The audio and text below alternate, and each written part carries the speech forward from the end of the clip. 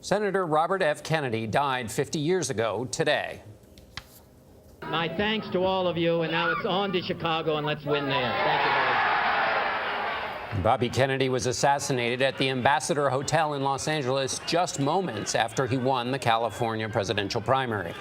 Shortly after his funeral on June 8, 1968, at St. Patrick's Cathedral in New York, a train took his remains to Arlington National Cemetery outside Washington, D.C. He was buried next to his brother John. Up to 2 million Americans interrupted their day to stand by the tracks and pay tribute to the man lying in the train's last car on its 225-mile journey. I was asleep, and my wife woke me up, and she said, "I think Bobby been shot." But it's amazing. 50 years later, it's surreal. John Anderson was a campaign aide for Robert F. Kennedy in 1968 and managed the guest list on the funeral train that day. I was struck by the size of the crowds. Every now and then there'd be 1 or 2 people standing with a flag or sign.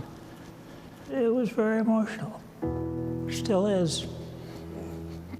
Also aboard the train, photographer Paul Fusco. He captured the faces, black and white, male, female, young and old, staring into the train window. They're as mixed in age and sex and color and size as New Jersey is mixed. John Malone, who was 20 at the time, stood along the tracks in New Jersey. Did it feel like a funeral, or? It actually did. The sense was that you were at a wake. You were paying your respects and just here to do that and stay quietly waiting for the train to come by. In one of the houses here, I could hear a woman crying. And as the train came by, she just called out, "Oh, Bobby, oh, Bobby."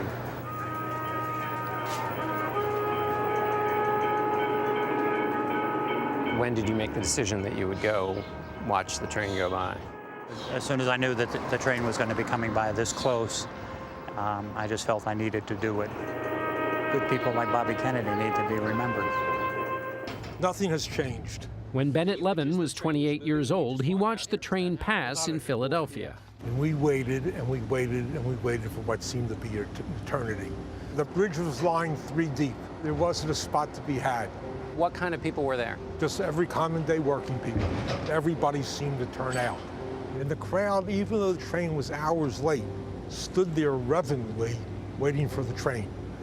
And, you know, that in itself said an awful lot for the esteem that the people held Robert Kennedy in. Come on in. Today, Levin owns the car that held the casket 50 years ago. This is where the casket was placed. And because the door is so narrow, the window was removed. And the casket came in, and they took chairs from the dining room, put 6 chairs here to hold the casket. The last car, I'm standing there, and I see a lady with a veil. And she's sitting next to a casket that has a flag over it. And it was like, I wasn't ready for that. I just expected to see the train. And here I'm looking at a lady with a veil sitting next to a coffin that's carrying the hope of my family, Black Americans. Police made periodic sweeps up and down the street, tossing tear gas into the crowds. During a year marked by racial unrest, from the assassination of Martin Luther King to riots in the cities, 15-year-old Michael Scott went with his mother to watch the train pass through Northeast Maryland. The fact that he was willing to stand up for people who looked like me, people who weren't privileged, people who worked in harsh working conditions, that spoke to me as a young man. This train was carrying the remains of our last hope. And I think that was felt for everyone that was there. Some of the people here are waving goodbye. Stephanie Lang watched the train in Baltimore when she was 24 years old. She went with her husband and her 2-year-old daughter. I was thinking about Ethel Kennedy, the grief that she was going through to lose her husband. It will soon be approaching the outskirts of Baltimore. When the train came through, that was the moment that I stopped and paid my respect and saw the train come by and I put my hand on my heart. Why did you make a page of these pictures? But that was the moment in our life that history happened. Do you think that people would walk to the edge of a train track for any public figure today? No, Why do you think that is? I don't think we have the respect that we have today. The train carrying the body of Senator Kennedy arrives almost 5 hours after it was scheduled. It became an event that was the end of that adventure. It was a little piece of American history that I had a very little piece of.